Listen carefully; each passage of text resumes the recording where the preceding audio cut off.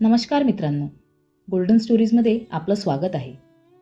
जिथे प्रत्येक कथा तुमच्या आयुष्याला एक नवीन दिशा देते. आजची कथा आहे एका साध्या मुलीची, जी स्वतःला खूप कमी समजत होती. लोकांच्या बोलण्यामुळे, परिस्थितीमुळे आणि स्वतःच्या भीतीमुळे तिने स्वतःवर विश्वास ठेवणंच सोडून दिलं होतं. पण एक दिवस असा आला जेव्हा तिने ठरवलं, मी दुसऱ्यांच्या सावलीत जगणं थांबवणार. आता मी स्वतःचा सूर्य शोधणार.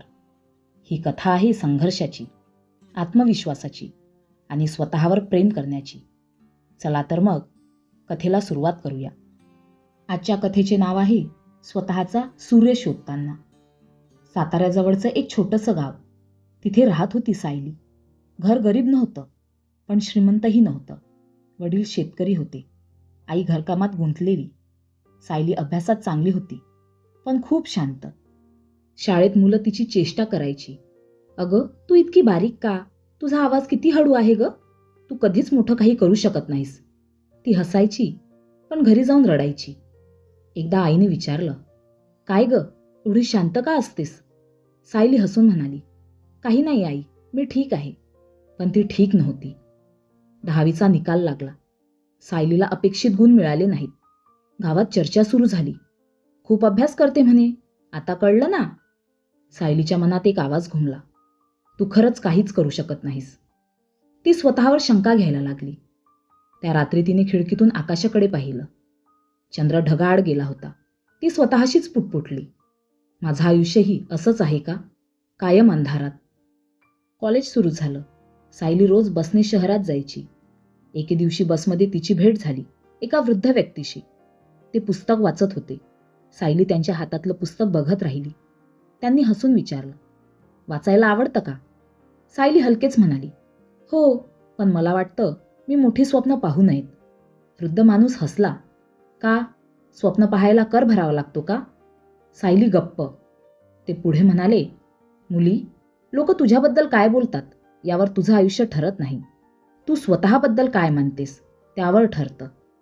त्या दिवसापासून सायलीच्या मनात एक छोटासा दिवा पेटला. त्या रात्री सायलीने डायरी काढली. पहिल्यांदाच तिने स्वतःसाठी काही लिहिलं होतं. मी इतरांसारखी नाही, मी वेगळी आहे. आणि ते चुकीचं नाही. तिने ठरवलं, दररोज एक नवीन गोष्ट शिकायची, स्वतःला सुधारायचं. ती सार्वजनिक बोलण्याचा कोर्स करू लागली. पहिल्या दिवशी तिचे हात थरथरत होते, पण ती पळाली नाही. स्पर्धेचा दिवस आला. स्टेजवर उभी राहिल्यावर तिचं हृदय जोराजोरात धडधडत होतं. समोर शेकडो लोक होती. क्षणभर तिला वाटलं मी पडून जावं. पण मग तिला त्या वृद्ध व्यक्तीचे शब्द आठवले, तू स्वतःबद्दल काय मानतेस? सायलीने डोळे मिटले आणि बोलायला सुरुवात केली. पहिल्या 2 वाक्यानंतर तिचा आवाज स्थिर झाला आणि शेवटी संपूर्ण सभागृह टाळ्यांनी दणाणून गेलं. त्या दिवशी ती जिंकली की नाही यापेक्षा महत्त्वाचं म्हणजे ती स्वतःवर जिंकली. जे लोक तिला कमी समजायचे तेच आता म्हणू लागले होते, सायली खूप बदलली आहे. ती खूप आत्मविश्वासी झाली आहे. पण सायली आता लोकांच्या मतांवर जगत नव्हती. तिला कळलं होतं, लोकांचं मत बदलतं, पण स्वतःचा विश्वास कायम असतो. काही वर्षांनी सायली एक प्रेरणादायी वक्त्या बनली. ती गावोगावी जाऊन मुलींना सांगायची, तुम्ही कोणाच्या सावलीत राहू नका, तुमच्यातच एक सूर्य आहे. एक दिवस ती त्याच बसमध्ये बसली होती आणि तिला तोच वृद्ध माणूस पुन्हा दिसला. ती त्यांच्या पायाशी बसली आणि म्हणाली, तुमच्या एका वाक्याने माझं आयुष्य बदललं. ते हसले आणि म्हणाले, मी काही केलं नाही, तू स्वतःवर विश्वास ठेवला, एवढंच. सायलीने आकाशाकडे पाहिलं. आज चंद्र नव्हता, पूर्ण सूर्य होता आणि त्या प्रकाशातला स्वतःचा चेहरा स्पष्ट दिसत होता. स्वतःवर विश्वास ठेवणं ही सर्वात मोठी क्रांती आहे. लोक तुम्हाला कमी लेखतील, पण तुमचं आयुष्य त्यांच्या शब्दावर चालू देऊ नका. तुमच्यात एक सूर्य आहे, फक्त त्याला उगवू द्या. तर मित्रांनो, तुम्हाला ही कथा आवडली असेल तर व्हिडिओला लाईक करा आणि गोल्डन स्टोरीज या चॅनलला सबस्क्राईब करा. कारण इथे प्रत्येक कथा तुमच्या आयुष्याला एक नवीन दिशा देते.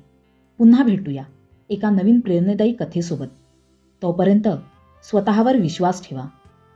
धन्यवाद.